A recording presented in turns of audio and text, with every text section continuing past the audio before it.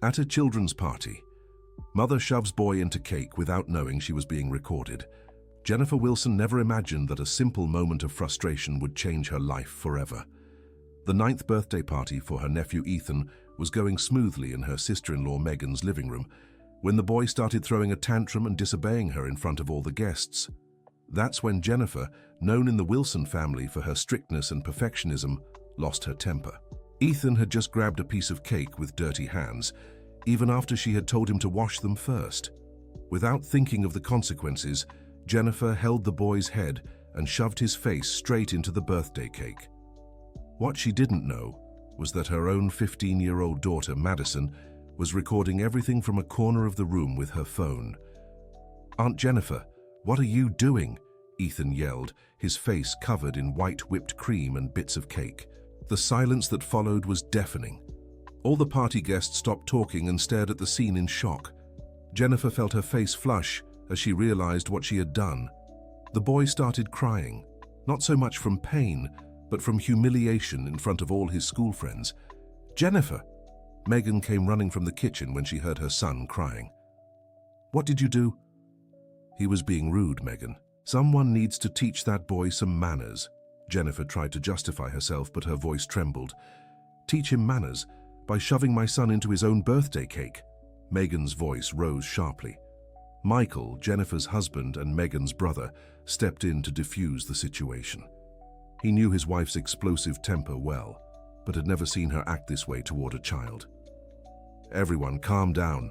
Let's talk about this later. There are kids here," Michael said nervously, glancing at the other parents in the room, but the damage was already done. Ethan kept crying as Megan wiped his face with napkins, murmuring comforting words. The other guests began exchanging uneasy glances and whispering among themselves.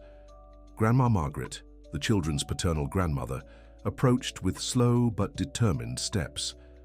At 72, she had always been the mediator of the Wilson family. "Jennifer, dear, I think you should apologize to Ethan," the elderly woman said in a firm but gentle voice. "Apologize? Grandma, didn't you see how he was behaving?" Jennifer crossed her arms, still trying to defend her actions. "I saw a 9-year-old acting like a child, and I saw an adult losing control," Grandma Margaret replied, making Jennifer swallow hard. Meanwhile, Madison watched everything from her corner, still recording with her phone. The teenager had a faint smile on her face. She didn't like how her mother always controlled and criticized her. Seeing Jennifer confronted for the first time gave her a strange sense of justice. The party tried to continue, but the mood had completely shifted. The children played without their earlier excitement, and the adults huddled in groups, whispering about the incident. Jennifer stayed silent for the rest of the afternoon, feeling the judgmental stares of the other parents. Dear listener, if you're enjoying the story, don't forget to like and especially subscribe to the channel. It really helps us newcomers. Now back to the story. When they got home that night, Michael tried to talk to Jennifer about what had happened. "Honey, you have to admit you went too far today," he said, taking off his shoes at the door. "Too far? Michael, that boy needs discipline. Megan is way too lenient with him." Jennifer threw her purse onto the couch forcefully, but shoving his face into the cake, in front of everyone. Michael shook his head. That was humiliating for him. "So what was I supposed to do? Let him do whatever he wants, like his mother does?" Jennifer stomped up the stairs. Madison, who had gone up before her parents, was in her room scrolling through her phone. She had trimmed the video, keeping only the part where Jennifer pushed Ethan into the cake, and was contemplating what to do with it. Her relationship with her mother had been deteriorating for months. Jennifer controlled every aspect of her daughter's life: clothes, friends, schedules, grades at school. The week before, Jennifer had forbidden Madison from going on a graduation trip with her classmates, calling it something for spoiled brats. Madison had been devastated. It was the most anticipated event of the school year. Staring at the video on her phone, Madison felt a mix of anger and power. For the first time, she had something that could show the world who Jennifer really was behind her perfect mother facade. Without thinking much about the consequences, Madison posted the video on her social media with the caption, "When your loving aunt teaches manners to the birthday boy." Within minutes, some classmates had already seen and shared it. The next day, Jennifer woke up with an uneasy feeling. She'd slept poorly, still thinking about the incident at the party. She knew she'd gone too far, but her pride wouldn't let her admit it. During breakfast, Michael tried to bring it up again. "Jennifer, I think you should call Megan and apologize," he suggested, stirring his coffee. "I won't apologize for trying to discipline a child," Jennifer replied sharply. Madison watched the conversation silently, discreetly checking the notifications on her phone. The video already had over 50 views, and comments were starting to pour in, most of them harshly criticizing Jennifer's behavior. "Mom, do you really think what you did yesterday was right?" Madison finally chimed in. "Madison, this isn't your business," Jennifer snapped, glaring at her daughter. "Of course it is. Ethan is my cousin. And you humiliated him in front of everyone," Madison shot back, crossing her arms, unconsciously mirroring her mother's stance. "I won't tolerate that tone, young lady," Jennifer said, standing up from the table. "What tone? The tone of someone telling the truth?" Madison stood up too. Michael watched the argument between mother and daughter with growing concern. Lately, they were always clashing, and he was constantly stuck in the middle trying to mediate. "That's enough, both of you. Madison, go get ready for school." "Jennifer, you need to think about what happened yesterday," he said, trying to end the discussion. Madison went upstairs with a satisfied smile. The video was already starting to go viral on the school's social media. By first period, 3 different classmates had approached her about it. "Madison, is it true your mom did that to your cousin?" Olivia, a classmate, asked. "Unfortunately, yes," Madison sighed dramatically. "My mom has these outbursts sometimes." Truthfully, Madison knew she was exaggerating. Jennifer was controlling and strict, but she'd never done anything like this before. Still, the attention from her classmates was addictive. For the first time, she felt important and heard.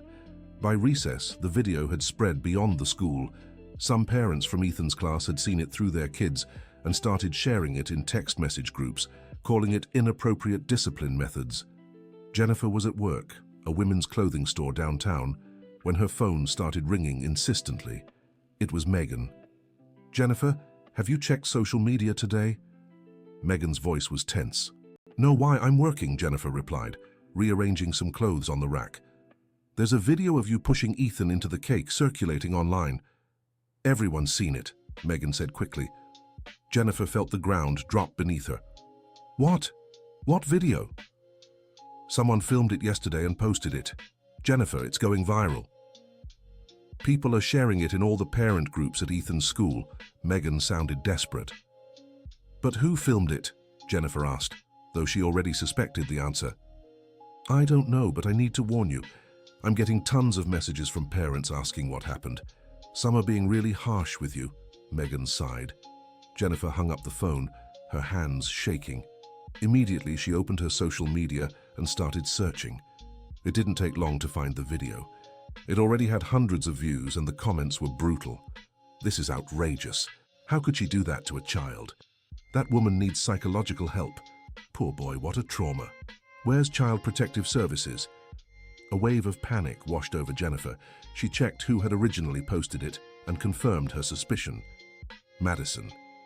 Her own daughter had exposed her worst moment to the entire world. With trembling hands, Jennifer called home. Madison answered on the 3rd ring. "Hello?" The teenager's voice sounded innocent. "Madison Wilson, you will explain to me right now why you posted that video?" Jennifer shouted into the phone, drawing glances from some store customers. "What video, Mom?"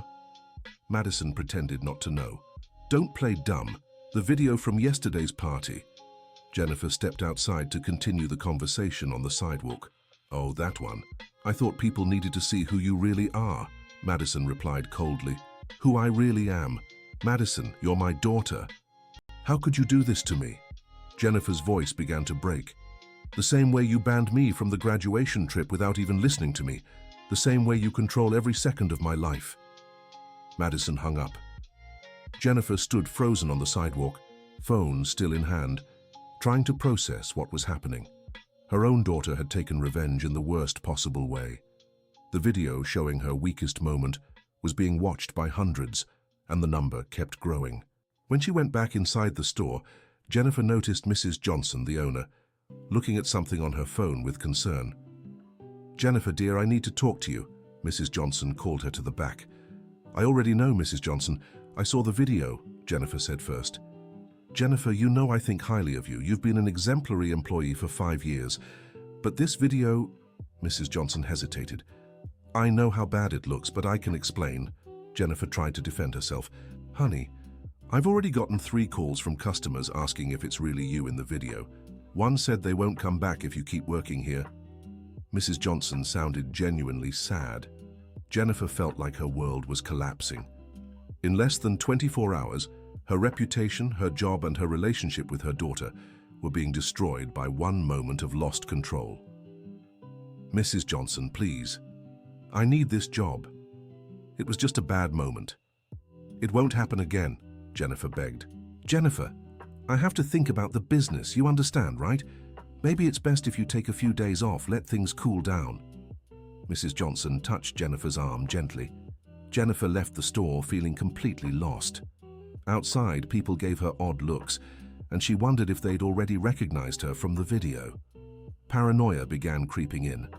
At home, Michael had come back early from work after getting multiple calls about the video. He found Madison in her room, scrolling on her phone as if nothing had happened. "Madison, come here now," Michael called from the living room.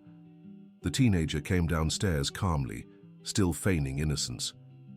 "Do you know why I called you?" Michael crossed his arms. "I'm guessing it's about the video." Madison flopped onto the couch. "How could you do this to your mother? She's your family." Michael was visibly irritated. "Family? Dad, you know how she treats me. Always controlling everything, always criticizing me. She deserved it."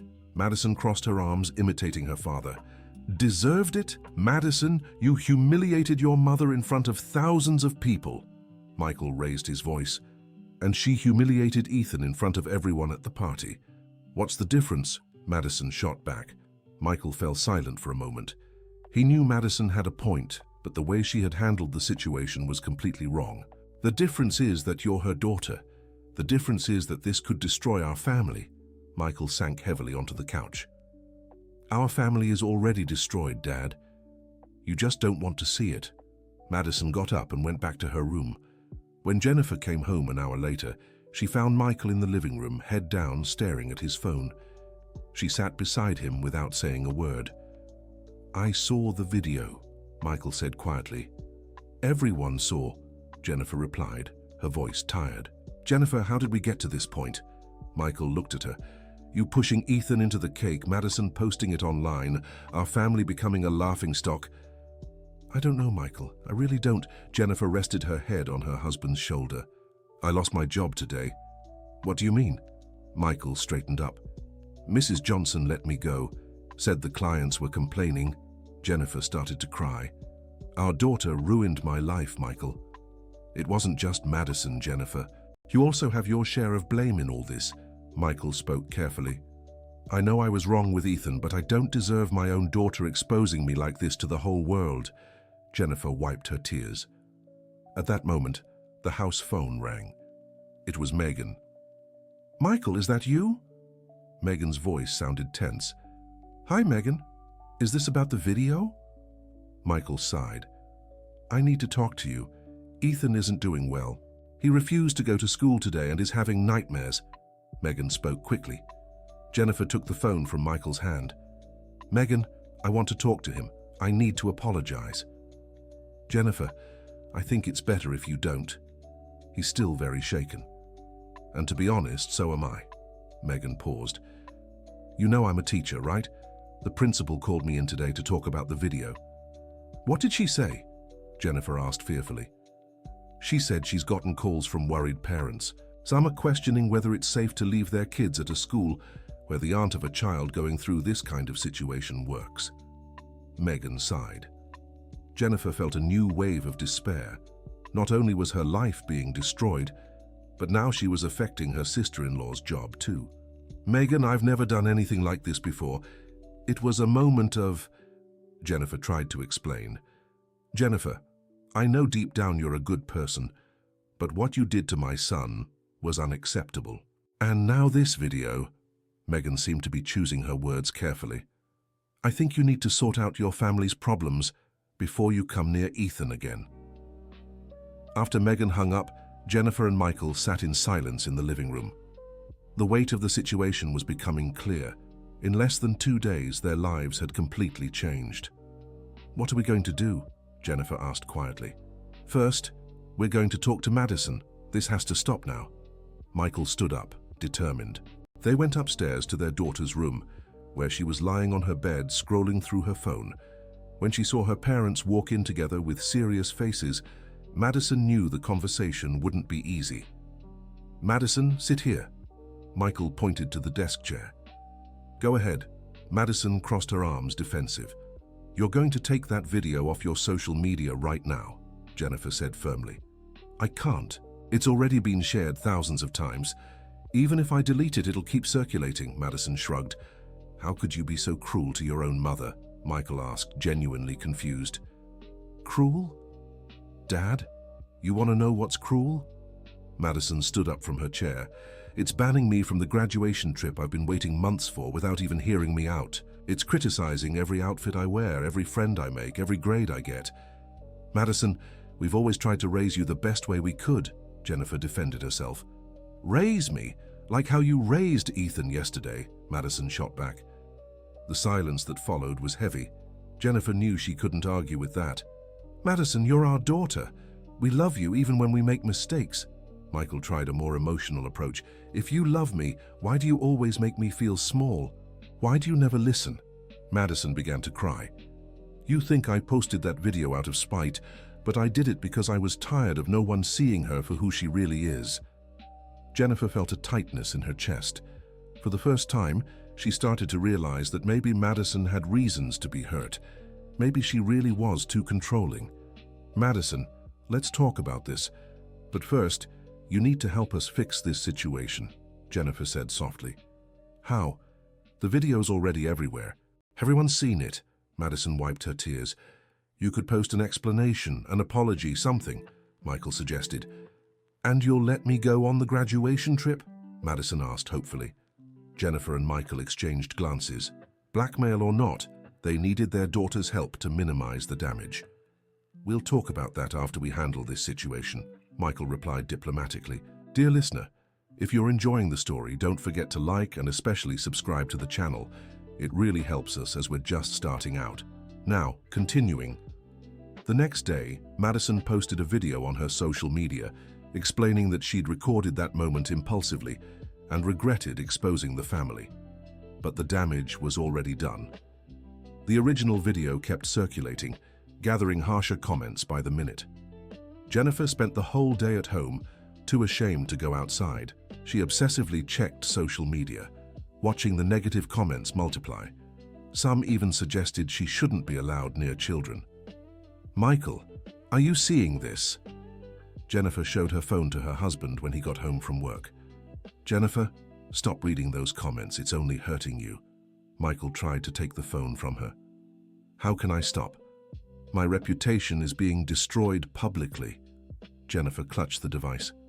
"Your reputation isn't all you are." Michael sat beside her. "Isn't it? Then why did I lose my job? Why doesn't Megan want me near Ethan anymore?" Jennifer was visibly distraught. That night, Michael lay awake thinking about the situation. He loved Jennifer, but he had to admit she'd become increasingly controlling over the years, with Madison, with him, and seemingly with the whole family. The next morning, Michael decided to visit his mother, Grandma Margaret, to talk things over. Her house was just 2 blocks away, in the same neighborhood where they'd grown up. "Mom, have you seen the video?" Michael asked as soon as he sat down in her kitchen. "I have, son. Everyone in the neighborhood has." Grandma Margaret poured him coffee. "People won't stop talking." "What are they saying?" Michael asked, though he wasn't sure he wanted to know. "Look, Michael, I'll be honest with you. Jennifer's always been a difficult girl. Ever since you started dating, I could tell she had a complicated temper." Grandma Margaret sat across from him. "Mom, this isn't the time to speak badly about Jennifer," Ethan said, annoyed. "I'm not speaking badly. I'm telling the truth. Do you remember when Madison was little and Jennifer would fight with her over the smallest things?" Grandma Margaret stirred her coffee thoughtfully. Ethan remembered. Jennifer had always been very strict with Madison, even when the girl was just 3 or 4 years old. He'd always thought it was just an overprotective mother's worry, but maybe it was something deeper. "Mom, what do you think I should do?" Ethan asked. "I think your wife needs professional help, Ethan, and I think you all need to sit down and have a real talk." Grandma Margaret placed her hand on her son's. "That girl Madison is hurting, and so is Gustavo. And Megan is mad at me too, as if I were to blame for what Jennifer did." Ethan sighed. "You are to blame, my son," Grandma Margaret said gently. "What do you mean?" Ethan was surprised. "You always pretended not to see when Jennifer went too far. With Madison, with other kids in the family. You let it slide to avoid conflict." Grandma Margaret spoke with the wisdom of her 72 years. Ethan fell silent. He knew his mother was right. He'd often witnessed Jennifer being too harsh with Madison or other relatives, but he'd always chosen not to interfere to keep the peace. "What do I do now, Mum?" Ethan asked, like a boy seeking advice again. "Go home and talk to your wife. Really talk, without trying to shield her from the consequences of her actions. And talk to Madison too. That girl has been screaming for attention for years." Grandma Margaret stood up from the table. When Ethan got home, he found Jennifer still in her pajamas, scrolling through her phone on the couch. She was clearly obsessed with the video's comments. "Jennifer, we need to talk." Ethan sat beside her. "Talk about what? About how my life is over?" Jennifer didn't look up from her phone. "About what made you do that to Gustavo." Ethan gently took the phone from her hands. "Ethan, I already explained. The boy was being rude." Jennifer tried to grab her phone back. "Jennifer, look at me." Ethan held his wife's hands. "Do you really think shoving a child's face into a cake is an appropriate way to teach manners?" Jennifer stayed quiet for a moment, finally forced to reflect on her actions without the distraction of her phone. I lost my patience," she admitted softly. "Why did you lose your patience?" Ethan pressed. "Because he didn't listen to me. I told him to wash his hands, and he ignored me," Jennifer said, as if it were obvious. "Jennifer, he's a 9-year-old at his own birthday party. He doesn't have to obey you," Ethan said calmly. "What do you mean he doesn't? I'm the adult. He's the child," Jennifer bristled. "You're not his mother, Jennifer. You don't have authority over him," Ethan made it clear. It was as if Jennifer had been struck by lightning. For years, she'd taken on the role of disciplinarian for all the kids in the family, never realizing it wasn't her place. But someone has to set boundaries for him. "Megan is too lenient." Jennifer still tried to defend herself. "Jennifer, how Megan raises her son isn't our business, just like how we raise Madison isn't theirs." Ethan was being more direct than usual. Jennifer stayed silent, processing her husband's words. For the first time, she began questioning whether she'd been right in her behavior. "Did Madison come down for lunch?" Ethan changed the subject. "No, she's been avoiding us since yesterday," Jennifer sighed.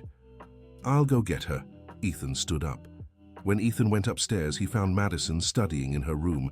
She looked noticeably calmer than in recent days. "Madison, can you come downstairs?"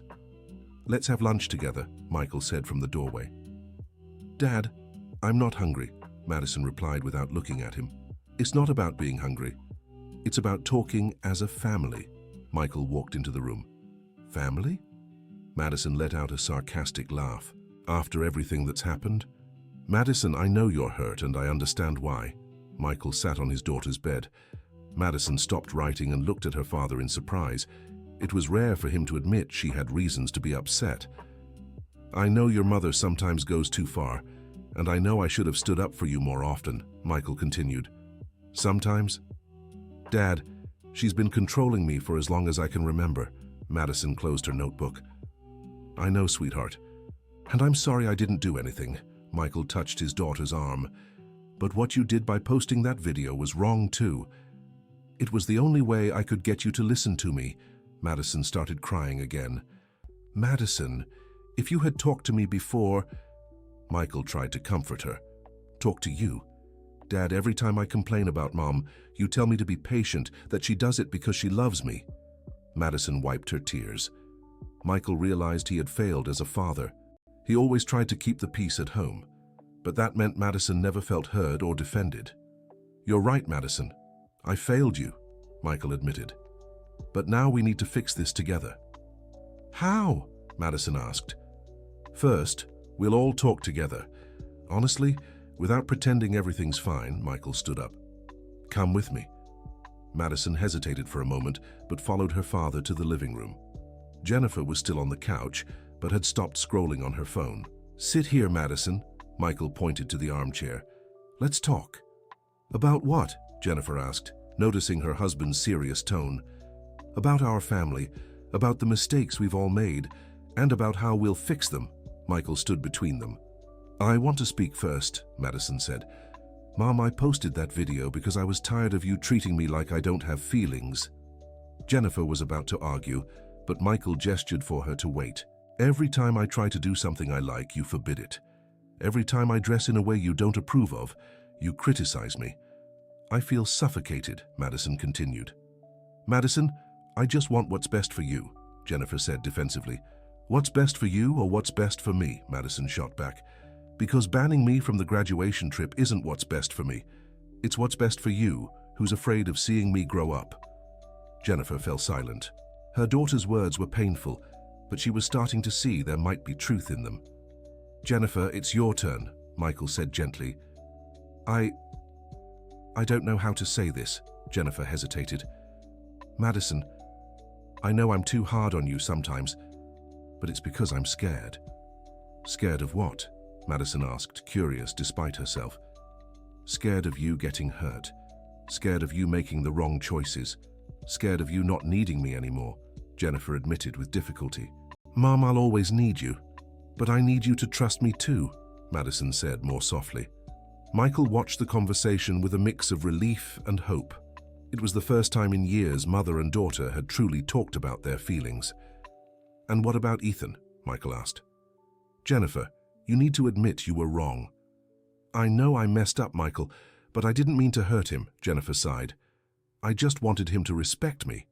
"Mom, respect isn't earned through fear," Madison said. "Ethan is afraid of you now." Jennifer felt a tightness in her chest. The thought of her nephew being afraid of her was devastating. "What do I do to fix this?" Jennifer asked. "First, you need to apologize to him."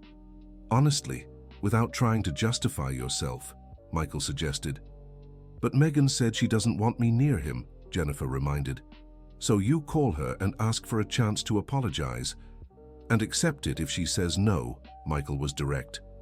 Jennifer knew it would be one of the hardest conversations of her life, but she had to try. That afternoon, Jennifer called Megan. Her sister-in-law answered on the fourth ring, her voice still cold. "Hello, Jennifer," Megan said curtly.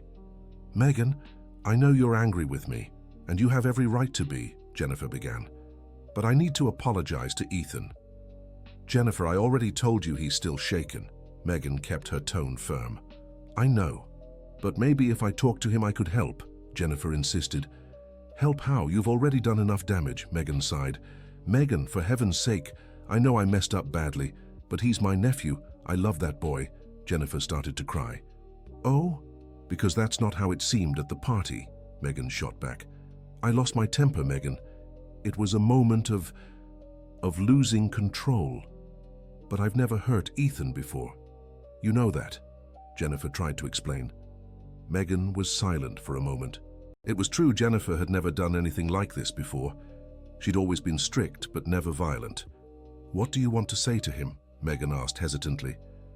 "I want to apologize. I want to explain that what I did was wrong, and I want him to know it wasn't his fault," Jennifer said sincerely. "Jennifer, do you promise me you won't try to justify yourself or blame Ethan?" Megan pressed. "I promise. I just want him to know I love him and that I'm sorry," Jennifer replied. "Fine, but it'll be here at my house with me present. And if he doesn't want to talk to you, you respect that," Megan laid out the terms. Of course. Thank you so much, Megan." Jennifer felt immense relief. The next day, Jennifer dressed carefully to go to her sister-in-law's house. She'd spent the whole night thinking about what to say to Ethan. Nothing seemed enough to fix what she'd done. Michael offered to go with her, but Jennifer preferred to go alone. She felt it was her responsibility to face the consequences of her actions. Megan's house was across town, in a newer neighborhood where she'd moved after the divorce. Jennifer had always thought her sister-in-law overreacted by moving so far, but now she understood. Maybe Megan wanted distance from the family to raise her son her own way. When Jennifer rang the doorbell, Ethan was the one who answered. The boy froze when he saw her. "Hi, Aunt Jennifer," he whispered, hiding behind the door. "Hi, sweetheart, is your mom home?" Jennifer tried to smile, but her heart ached seeing the fear in her nephew's eyes. "Mom, Aunt Jennifer is here," Ethan yelled into the house before running off. Megan appeared at the door moments later, her expression serious. "Come in, Jennifer," she said, stepping aside. The house was silent. Ethan had vanished, probably hiding in his room. "He doesn't want to come down," Megan said, crossing her arms. "Can I try going to his room?" Jennifer asked. "I don't think that's best. He's scared." Megan shook her head. Jennifer sat on the couch feeling utterly lost. How could she apologize to a nephew who was afraid to be in the same room as her? "Megan, what do I do?" Jennifer asked desperately. "Jennifer, you need to understand something. Ethan isn't just a child you humiliated at a party. He's a child already struggling because his parents split up. He already feels insecure and vulnerable." Megan sat across from her sister-in-law. "I didn't think about that," Jennifer admitted. "Exactly. You never think about the consequences of your actions. You always thought you had the right to educate everyone without worrying about how it affected people," Megan said bluntly. Jennifer felt as if she'd been slapped. Megan was right. She had always believed she had the right to correct everyone around her, without considering how it impacted others. "How do I fix this?" Jennifer asked humbly. "First, you need to work on your own issues, because what you did isn't normal, Jennifer," Megan sighed. "Then maybe you can try to approach Ethan little by little if he's willing." "Do you think he'll ever forgive me?" Jennifer asked, her voice trembling. "I don't know, Jennifer. Kids are generous, but they don't forget easily," Megan replied honestly. At that moment, Ethan appeared at the top of the stairs, watching the two women in the living room. "Ethan, do you want to come down?" Megan asked gently. The boy hesitated for a moment, then took a few steps down and sat halfway, where he could see Jennifer but still feel safe. "Ethan, I came here to apologize to you," Jennifer said, looking at her nephew. The boy didn't answer, just watched her with wide, slightly fearful eyes. "What I did at your party was very wrong, and I want you to know it wasn't your fault," Jennifer continued, trying to steady her emotions. "Auntie, why did you do that?" Ethan asked softly. Jennifer took a deep breath. How could she explain the complexities of her emotional struggles to a 9-year-old? "Because I was angry and didn't know how to control it. But that's no excuse for what I did," she said, trying to be honest in a way he could understand. "Were you mad at me?" Ethan asked. "No, sweetheart, I wasn't mad at you. I was mad at myself, and I took it out on you," Jennifer said, feeling tears well up. Ethan moved a few steps closer. "Are you going to do it again?" he asked. "Never again, Ethan, I promise," Jennifer said firmly. "How do I know you won't break your promise?" the boy asked with surprising wisdom for his age. Jennifer glanced at Megan, who gave her an encouraging nod. "Because I'm going to see a doctor to learn how to control my anger, and because, if you let me, I'll show you every day that you can trust me again," Jennifer replied. Ethan thought for a moment, swinging his legs on the stairs. "Aunt Jennifer, I was really scared of you," he admitted. "I know, sweetheart. And I'm so sorry I made you feel that way," Jennifer said sincerely. "My mom said sometimes grown-ups do wrong things too," Ethan said, looking at Megan. "That's true, honey, and when they do, they need to apologize and try to make it right," Megan confirmed. "Do you accept my apology, Ethan?"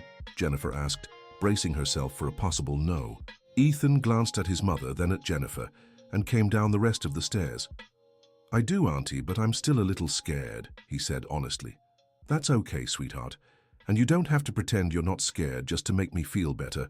Jennifer knelt to meet his height. "Can I give you a hug?" Ethan asked. Jennifer's heart nearly leaped out of her chest. "Of course, if you want to." The hug was quick but genuine. Ethan was still hesitant, but he'd taken the first step toward forgiveness. "Thank you, Ethan, for giving me a second chance," Jennifer said, standing up. "Auntie, are you coming to my next party?" he asked. Jennifer looked at Megan, who gave a slight nod. "If your mum says it's okay and if you want me there, yes," Jennifer replied. I do, but promise you won't push anyone into the cake, Ethan said, making Jennifer laugh for the first time in days. I promise, sweetheart. I promise, she said, feeling a weight lift off her shoulders. When Jennifer left Megan's house, she felt different. Ethan's forgiveness didn't erase what she had done, but it gave her a chance to start over. More importantly, the conversation made her realize she truly needed to seek professional help. Dear listener, if you're enjoying the story, don't forget to like and especially subscribe to the channel.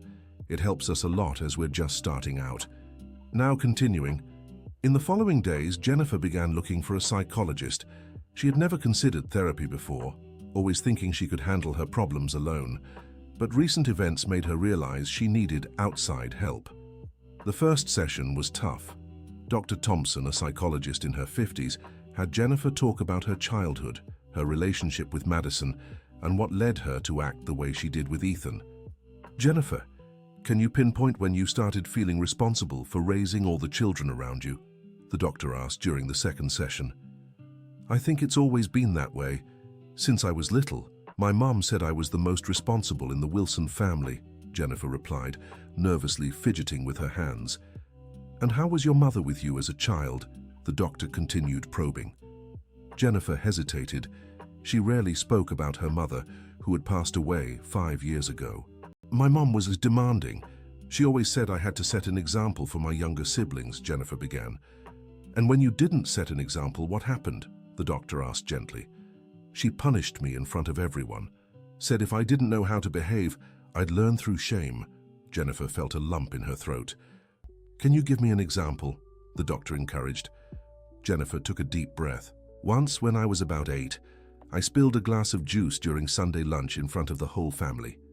My mum made me clean it up off the floor while everyone watched, saying I was clumsy and needed to learn to be more careful. How did you feel in that moment? The doctor asked. Humiliated, ashamed, small, Jennifer whispered. Jennifer, do you see any similarities between what your mother did to you and what you did to Ethan? The doctor connected the dots. Jennifer fell silent for a long moment. The realization hit her like a punch to the gut. She had done to Ethan exactly what her mother had done to her. I repeated the pattern, Jennifer said, stunned. Often we repeat in adulthood the behaviors we learned in childhood, even when they hurt us, the doctor explained. What matters is that now you can choose to break that pattern. Jennifer left the session with her mind racing. For the first time, she understood where her need to control and correct everyone around her came from.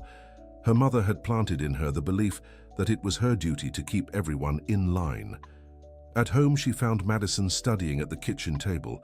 The teenager had been closer since their honest talk, but there was still tension between them. Madison, can I sit here with you? Jennifer asked. Sure, Mom. Madison closed her book. I started therapy, Jennifer said. Really? Madison sounded surprised. Yeah, the psychologist helped me realize some things about my behavior. Jennifer sat beside her daughter. Madison, you know I love you very much, right? I know, Mom, Madison replied, though her voice lacked conviction. But I know I don't always show that love the right way, Jennifer continued.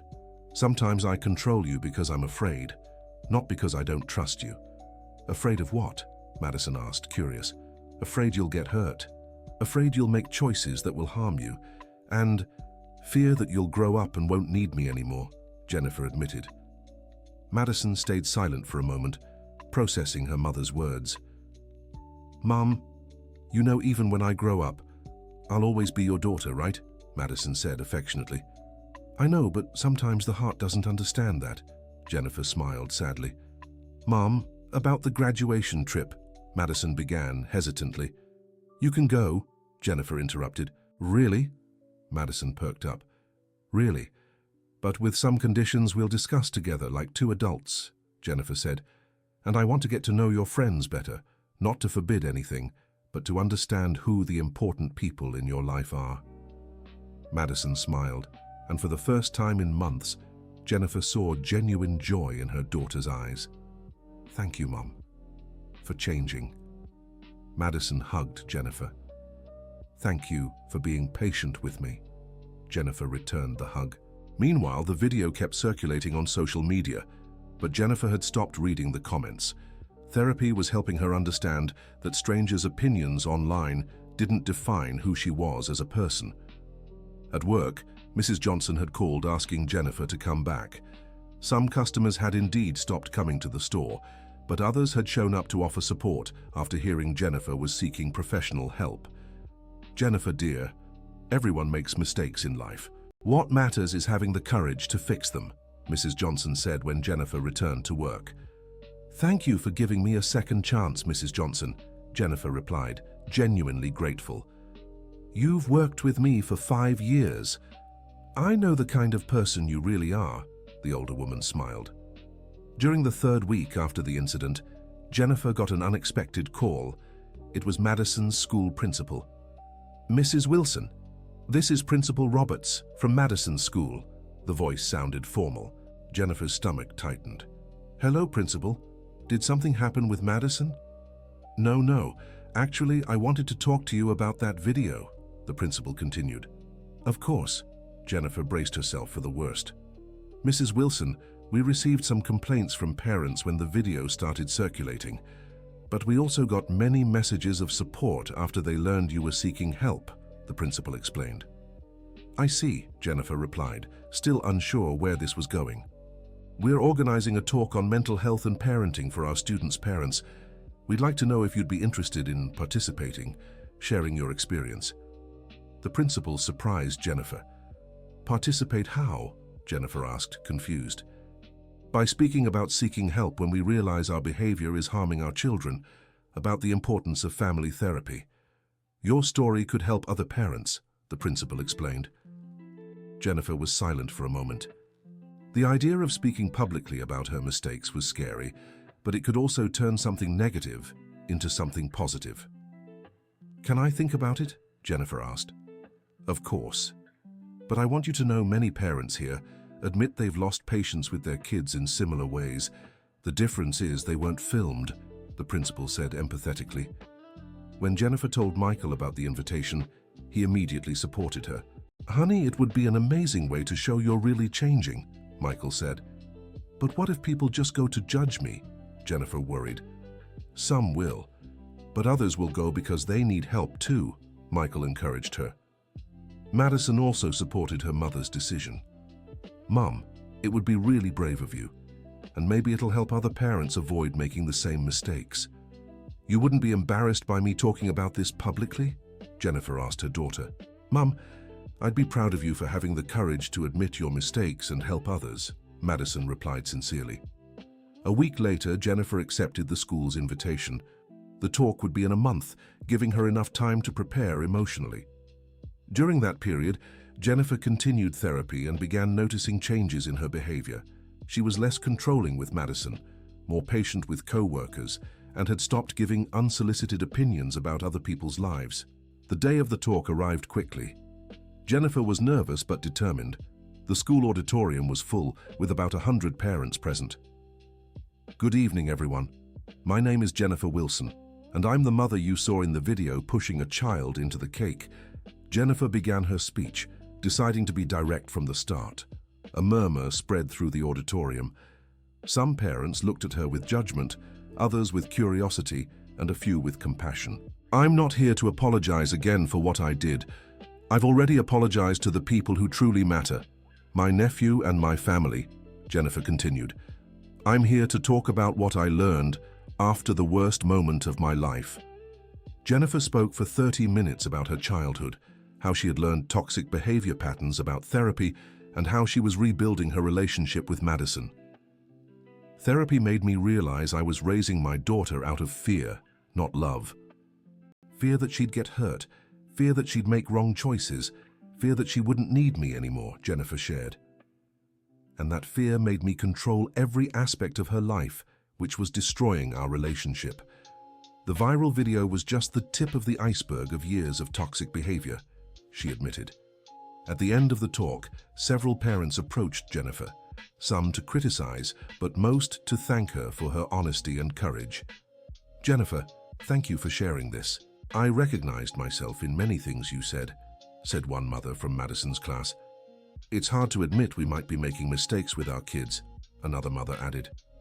The most important thing is that it's never too late to change, Jennifer replied. When Jennifer got home after the talk, she found Madison waiting in the living room. How did it go, Mom? Madison asked eagerly. It was scary, but freeing. Jennifer sat beside her daughter. Madison, thank you for supporting me in this. Mom, I posted that video out of anger, wanting to hurt you, but it ended up being one of the best things that happened to our family. Madison reflected. How so? Jennifer asked. Because it forced us to really talk. Before the video, we were pretending everything was fine, Madison explained. Jennifer realized her daughter was right. As painful as it had been, the video had acted as a catalyst for necessary changes in the family. Madison, do you regret posting the video? Jennifer asked. Yes and no, Madison answered honestly. I regret doing it out of revenge, exposing our family like that, but I don't regret the conversations and changes that came after. I understand, Jennifer said, and do you forgive me for how I treated you before? I already have, Mom, and thank you for changing. Madison hugged her mother. 2 months after the incident, the Wilson family gathered for Grandma Margaret's birthday. It was the first family party since the infamous party for Ethan. Jennifer was visibly nervous when they arrived at her mother-in-law's house. She didn't know how other family members would react to her presence. Aunt Jennifer, Ethan came running when he saw her. Hi, sweetheart. Jennifer knelt to hug her nephew.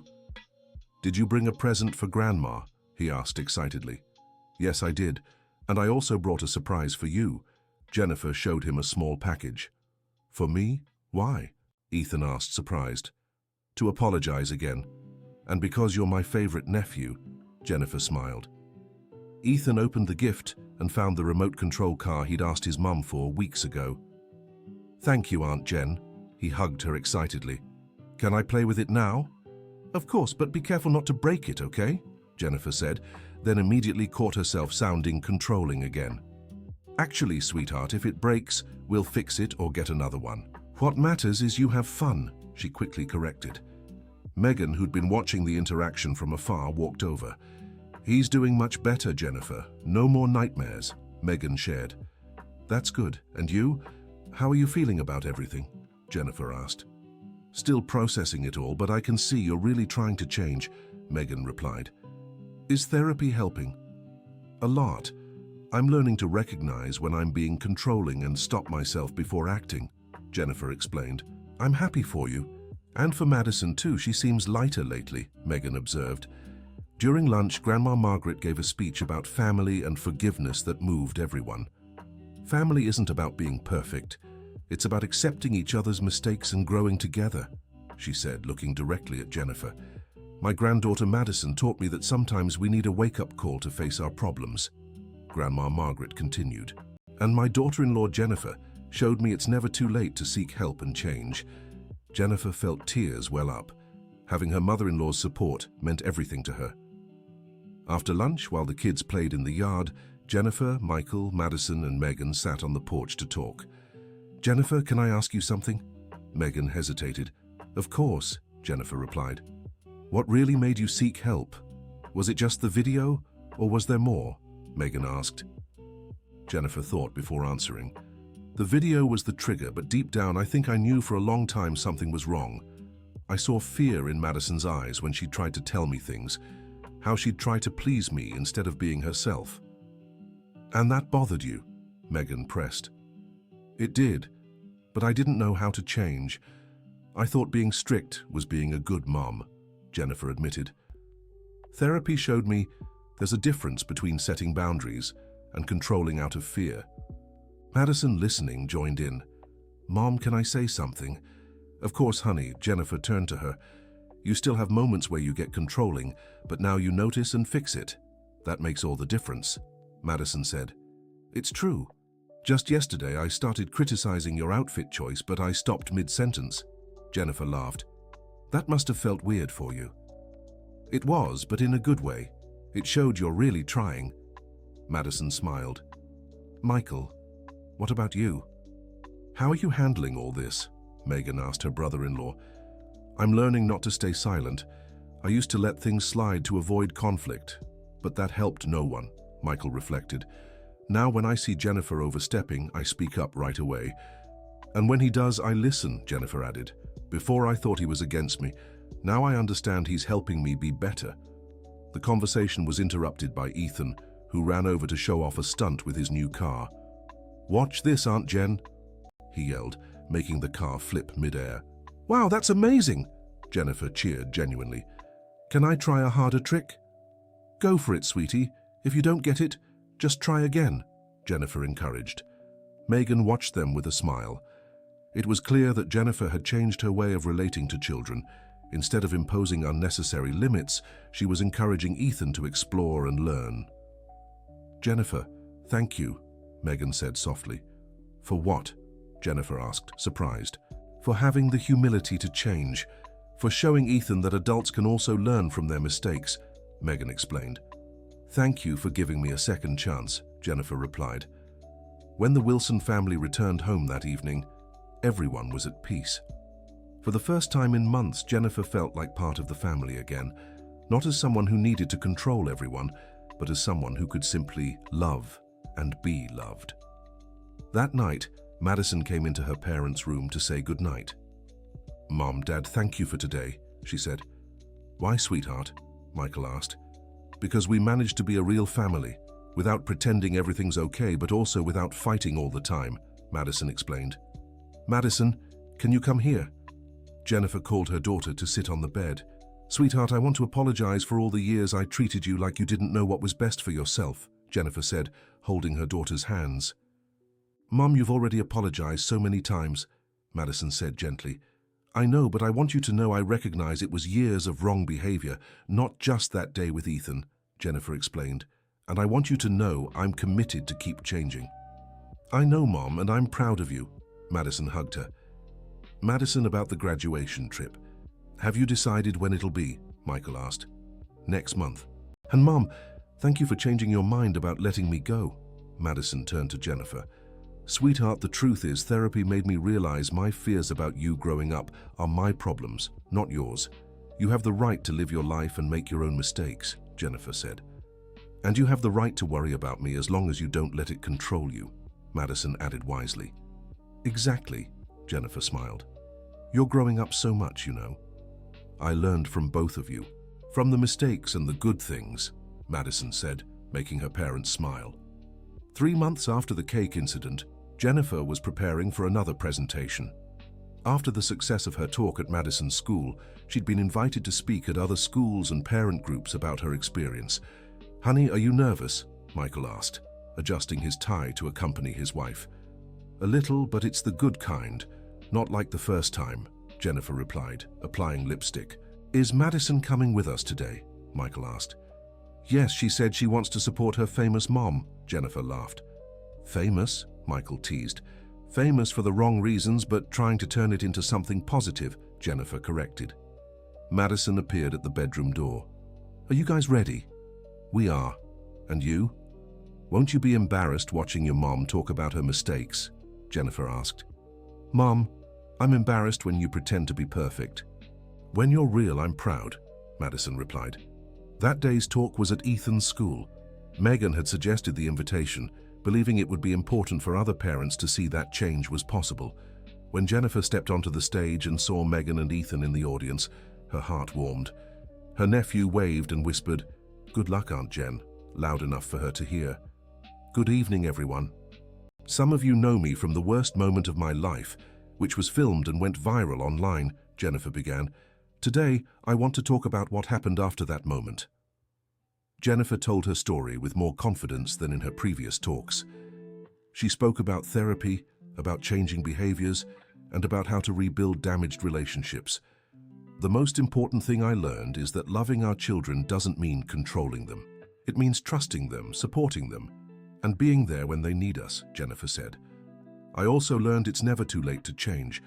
My daughter is 15 and I thought our relationship was doomed, but today we have a more genuine connection than we ever had before," she continued. During the Q&A session, one mother raised her hand. "Jennifer, aren't you afraid your children will lose respect for you after admitting your mistakes publicly?" "On the contrary," Jennifer replied. "My daughter respects me more now than when I pretended to be perfect. Kids know when we're being fake. They prefer the truth even if it's uncomfortable." Another mother asked, "How do you handle criticism on social media?" "I stopped reading the comments," Jennifer answered honestly. "Therapy taught me that strangers' opinions about me don't define who I am. What matters is what the people who truly know me think." When the talk ended, Ethan ran up to the stage. "Aunt Jennifer, you were so good." "Thank you, sweetheart. What did you think of the talk?" Jennifer asked, kneeling to his level. "I liked that you told the truth." "My mom always says it's important to tell the truth," Ethan said. "Your mom is right. And thank you for forgiving me, Ethan. You gave me the chance to be a better aunt." Jennifer hugged him. "Auntie, can I tell you a secret?" Ethan whispered. "Of course," Jennifer leaned in. "I'm not scared of you anymore. Now I know you won't hurt me again," he said softly. Jennifer felt her eyes fill with tears.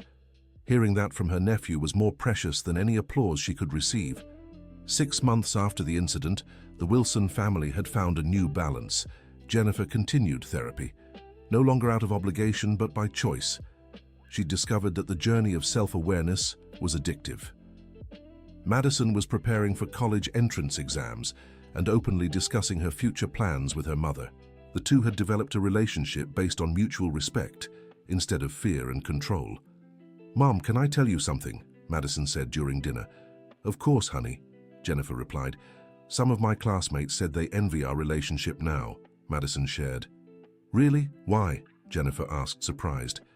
"Because you treat me like a person, not a doll you need to control, and because we actually talk about things," Madison explained. "I prefer it this way too, sweetheart. It's so much easier to love you when I can know who you really are," Jennifer smiled.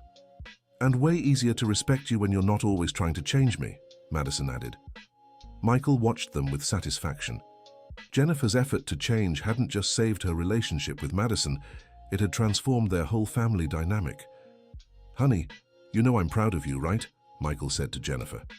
"Why?" she asked. "For having the courage to face your demons. A lot of people would rather pretend everything's fine than do the hard work of changing," Michael explained. "I didn't have a choice. It was change or lose my family," Jennifer replied. "You always had a choice, Mom. You could have stayed mad at me forever for posting the video. You could have blamed everyone but yourself," Madison pointed out. "That's true, and at first I did. But therapy showed me blaming others solves nothing," Jennifer reflected. That evening, Jennifer was organizing the speaking invitations she'd received over the past months. She'd become a local reference for behavioral change and positive parenting. "Michael, do you think I'm overdoing it with these talks?" Jennifer asked. "Why do you think you might be overdoing it?" Michael replied with a question. "Sometimes I worry I'm doing this for my ego, to feel better about what happened," Jennifer admitted. "Jennifer, have you talked about this with Dr. Thompson?" Michael suggested. "I'll bring it up in our next session. It's important I keep questioning myself so I don't develop new toxic patterns," Jennifer agreed. Madison appeared at the bedroom door. "Mom, can I sleep here tonight?" "Of course, sweetheart. Did something happen?" Jennifer worried.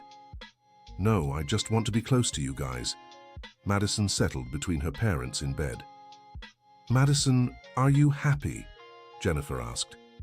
"So happy. For the first time in years, I feel like I can be myself at home," Madison answered.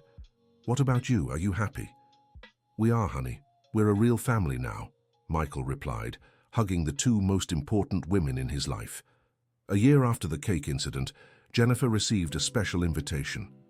Ethan was turning 10 and wanted her to organize an activity for his party. "Megan, are you sure?"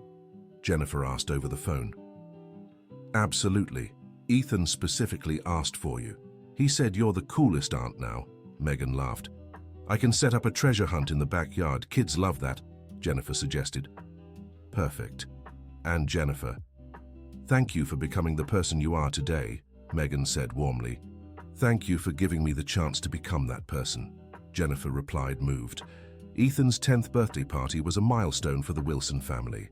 Jennifer organized activities that kept all the kids entertained and happy, without a single moment of tension or overbearing control. When it was time to sing Happy Birthday, Ethan insisted Jennifer stand beside him for the photo. "Aunt Jennifer, thanks for planning the best party ever," he whispered in her ear.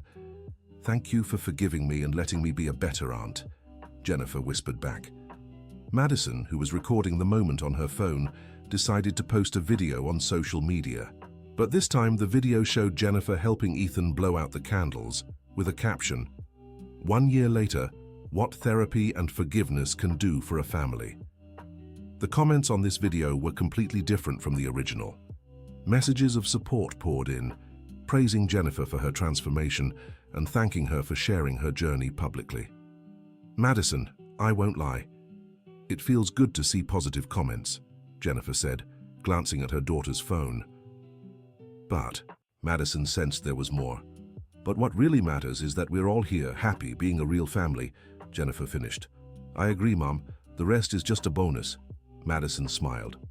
As the guests left and the family cleaned up, Grandma Margaret pulled Jennifer aside. "Jennifer, dear, I want to tell you something," she said in her gentle voice. "Of course, Grandma." Jennifer stopped putting away the plates. "I'm so proud of you. For it's not easy to admit mistakes and change at our age." Grandma Margaret touched her daughter-in-law's arm. "Thank you, Grandma. Your support meant everything to me through all of this," Jennifer replied. "Jennifer, can I give you some advice?" Grandma Margaret asked. "Always." Jennifer sat beside her. "Don't carry guilt forever for what happened. You've already redeemed yourself, changed, and rebuilt relationships. Now it's time to forgive yourself," she said wisely. "I still feel guilty sometimes," Jennifer admitted. "Guilt is only useful when it motivates us to change. Once we've changed, it becomes an unnecessary burden," Grandma Margaret explained. "You're right. I'll work on that in therapy," Jennifer promised. 2 years after the incident that changed their lives, Jennifer was speaking at a national conference on parenting. Her story had become a case study on how to turn moments of crisis into opportunities for growth. "When that video went viral, I thought my life was over," Jennifer told an audience of 300 people. "But today I understand that my real life was just beginning. For years, I lived a fake version of myself, trying to be the perfect mother, the perfect aunt, the perfect person. That video forced me to confront who I really was," she continued, "and I discovered that the person I truly was needed help. I needed to learn to love without controlling, to teach without humiliating, to care without smothering." Jennifer spoke passionately. In the audience, Michael, Madison, and even Ethan and Megan watched proudly. The Wilson family had decided to accompany Jennifer to this special talk. "The most important thing I learned is that our worst moments can become our greatest teachers if we have the humility to learn," Jennifer concluded. When the talk ended, the family gathered backstage. Ethan, now 12, ran to hug his aunt. "Aunt Jennifer, you're famous," he said excitedly. "Not as famous as you, who became my best example of forgiveness," Jennifer laughed. "Auntie, can I ask you something?" Ethan said, suddenly serious. "Of course, sweetheart," Jennifer bent down to his level. "Are you happy that it happened?" he asked with the curiosity typical of his age. Jennifer thought carefully before answering. "I'm not happy about what I did to you that day, Ethan. I still regret hurting you, but I'm happy for the changes that came after." "Me too," Ethan said simply, "because now you're the coolest aunt in the world." Madison, who had been watching the conversation, stepped closer. "Mom, can I say something?" "Of course, honey," Jennifer turned to her. "That video I posted was the best and worst thing I've ever done in my life," Madison reflected. "How so?" Jennifer asked. "Worst because it hurt people I love. Best because it forced us to become the family we were always meant to be," Madison explained. "Madison, do you regret posting it?" Jennifer asked a question she had never directly posed before. Madison thought for a moment. "Not the way I did it, out of revenge, but I don't regret the consequences. If I could go back, I would have talked to you first, but if you hadn't listened, I would have posted it anyway." "Why?" Jennifer asked. "Because someone had to break the pattern of pretending everything was fine when it wasn't," Madison said with striking maturity. Michael, who had been listening, joined the group. "You know what I think about all this?" "What, Dad?" Madison asked. "That our family is better now than it's ever been, and that you two are the bravest women I know," Michael said, hugging his wife and daughter. "Why brave?" Jennifer asked. "Because it's not easy to admit mistakes. It's not easy to change behavior patterns we've had for years, and it's not easy to forgive and rebuild relationships, Michael explained.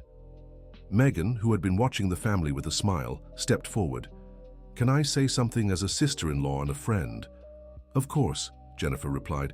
"You're an example to all of us. You've shown that family isn't about being perfect, it's about being willing to work to be better," Megan said. "And that forgiveness is possible when there's real change," Ethan added, surprising everyone with his insight.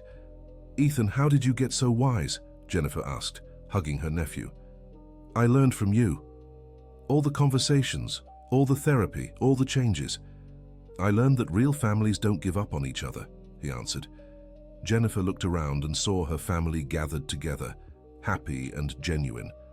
The journey to get there had been painful, but necessary. "Hey, let's have dinner together to celebrate," Jennifer suggested. "Great idea, but at home with home-cooked food," Madison said. "And no cake," Ethan joked, making everyone laugh. "No cake? Fine, but this time it's just for eating, not for pushing anyone into it," Jennifer laughed at herself. "Mom, the fact that you can joke about this shows how much you've changed," Madison observed. "It's true. Before I would have gotten defensive or angry. Now I can see it was a bad moment that brought good things," Jennifer reflected. When they got home, the Wilson family gathered in the kitchen to prepare dinner together. Jennifer watched Madison laughing with Ethan, Michael chatting with Megan, and realized this was the kind of moment she had always dreamed of having with her family. "What are you thinking about?" Michael asked, noticing his wife's thoughtful expression. "About how life can change when we have the courage to face our problems instead of running from them," Jennifer replied. "And about how fighting for your family is worth it," Madison added, overhearing the conversation. "You know what I'm going to talk about in my next speech," Jennifer suddenly said. "What?" everyone asked curiously. "That there's no such thing as a perfect family. There are families that pretend to be perfect and families that work to be real," Jennifer said. "And which is better?" Ethan asked. "The real ones always," Jennifer answered, hugging her nephew. That night, after everyone had left, Jennifer, Michael, and Madison sat in the living room to talk, as had become their tradition. "Mom, can I ask you something?" Madison said. "Always," Jennifer replied. "If you could go back in time and stop me from posting that video, would you?" Madison asked. Jennifer thought carefully.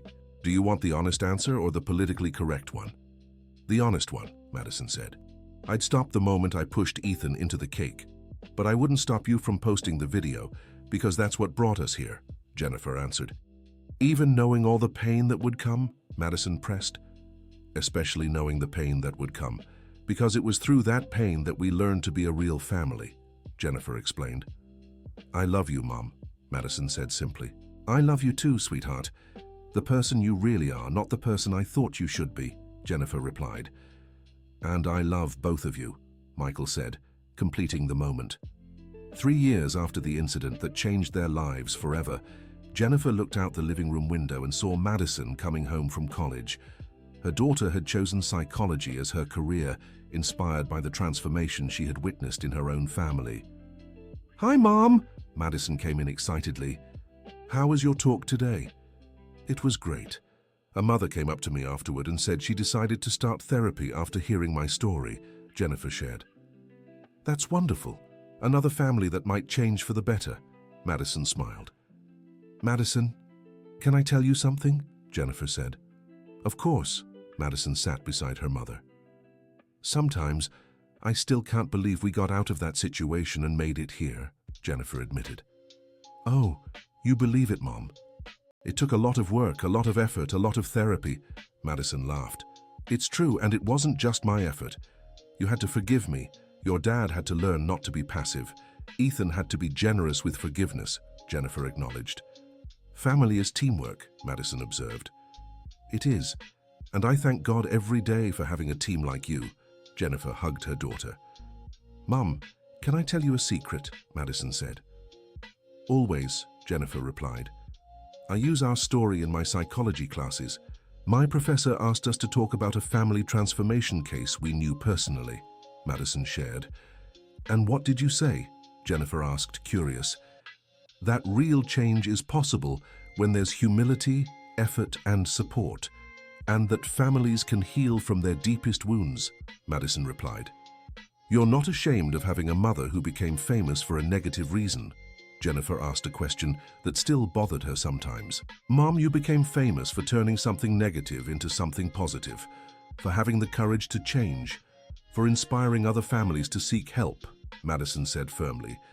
If that's something to be ashamed of, I'd rather not understand. At that moment, Michael came home from work and caught the end of the conversation. What are you talking about? He asked, kissing his wife and daughter. About how amazing our family is, Madison answered. It really is. You know, every time I tell someone our story, they're impressed, Michael said. Impressed how? Jennifer asked. By our ability to turn a crisis into an opportunity for growth, Michael explained. Dad, that doesn't happen by accident. It happens because you chose to fight for our family instead of giving up, Madison pointed out. Madison's right. Many families go through similar crises and fall apart. We chose to rebuild, Jennifer reflected. The phone rang, interrupting the conversation. It was Ethan, now 15, calling to share about a school presentation he'd given on forgiveness and second chances. Aunt Jennifer, you need to hear this, Ethan said excitedly over the phone. What is it, sweetheart? Jennifer put him on speaker so the whole family could listen. I used our story in my presentation and everyone was amazed, he said. Our story? Jennifer asked. Yeah, about how you made mistakes with me but then really changed, and how I learned to forgive. The teacher said it was the best presentation in class, Ethan said proudly. Ethan, you don't mind talking about this publicly? Jennifer asked, concerned. Why would I mind? It's a beautiful story. It shows people can change and families can heal, Ethan replied naturally. My little philosopher, Michael teased. I'm not a philosopher, Grandpa. I just learned that real life is better than perfect life, Ethan said, making everyone laugh. After Ethan hung up, the family sat in silence for a moment, each lost in thought. You know what I keep thinking? Jennifer broke the silence. What? Michael and Madison asked together. If that video hadn't gone viral, if I hadn't been exposed publicly, would I have had the courage to change, Jennifer wondered. I think you would have sooner or later, Madison said, because deep down, you're a good person. You were just lost. Madison's right. You just needed a push to wake up, Michael agreed. A pretty big push, Jennifer laughed. Thousands of people seeing my worst moment. But also thousands seeing your transformation afterward, Madison reminded her. That's true. And how many families have reached out saying they were inspired by our story to seek help? Jennifer thought. Dozens, Michael answered. Maybe hundreds. Then maybe it was all worth it, Jennifer concluded. End of story. Now tell us, what did you think of the Wilson family's journey of transformation? Do you believe Jennifer made the right decisions to rebuild her relationship with Madison and Ethan? Share your honest thoughts in the comments. If this story moved you, don't forget to like and subscribe to the channel so you don't miss other touching stories about family, forgiveness, and overcoming challenges.